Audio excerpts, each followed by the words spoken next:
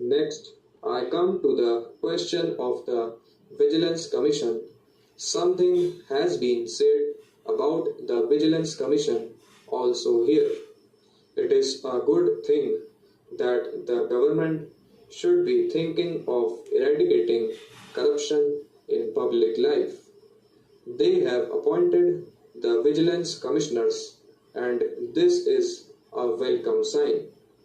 In the states also, similar commissions have been appointed, but I have my doubts regarding the usefulness of these commissions.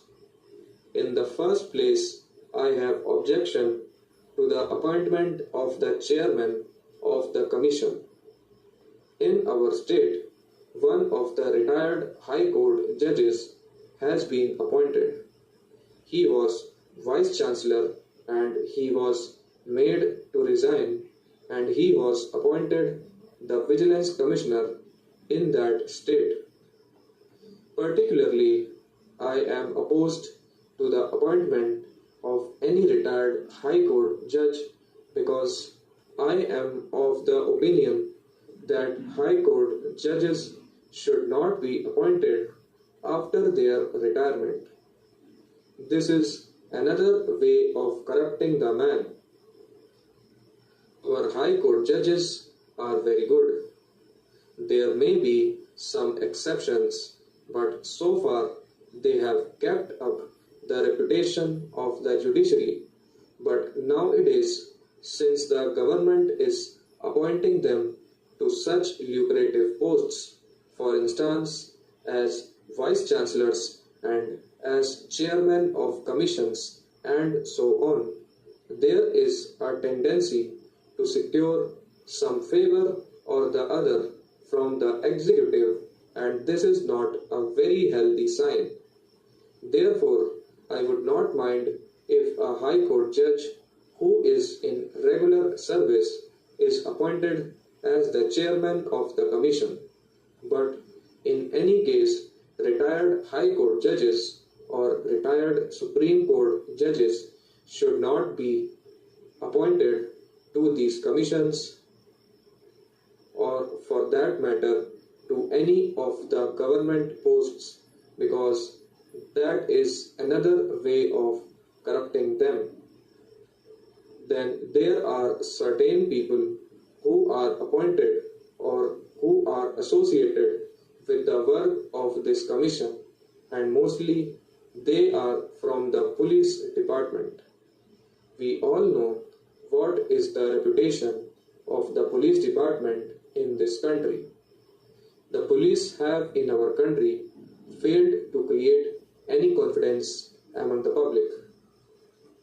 Whenever any trouble arises, for example, when trouble arose in Jamshedpur and Rourkela, the police machinery failed and ultimately the army had to be called in. The people have got some faith in the army, but they have no faith in the police because the police are not ready to give any help to them on many occasions. The work of investigation under the Vigilance Commission is entrusted to such a machinery, and I have great doubts whether in that case the Commission will be able to come to grips with the problem or be able to find out the real cases of corruption through this machinery. If I am not wrong, I have read in the papers that there are complaints against the very officers or against the very persons who are now entrusted with the work of this Vigilance Commission. Therefore, my submission is that the agency for the investigation should be independent. I think that at least some special cadre should be created apart from the police and the investigation, or at least the final authority in the matter or the actual responsibility should not be with the police officers.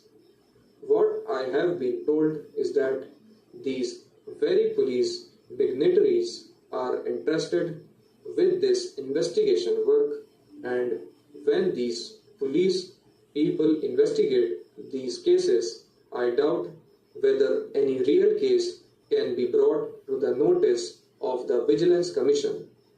Next, I come to certain items which are referred to here as items of court decrees. Last time, when I spoke on the appropriation bill, I had requested the government not to act like a private party.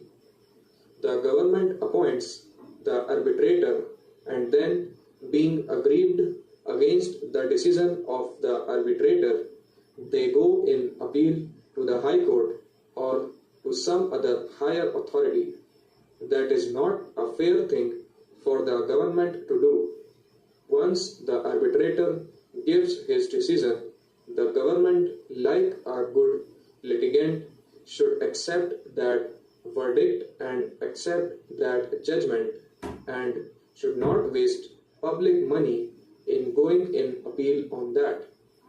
I find that in two cases the arbitrator's decision has not been accepted, and there are two cases which are pending in the High Court against their decision. In the first place, the government should not create such things when a particular person is compelled to go to a court of law and seek arbitration. But then, this is the rule of law, and everybody has the right to go to court, and the government also has got the right to go to court against any person. So there is nothing wrong if the proceedings go to the court.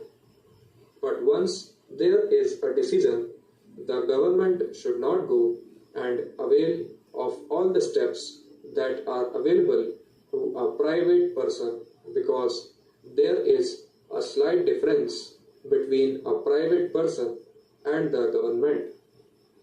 The government has to pay from the public exchequer and cannot do so slightly as and when they like.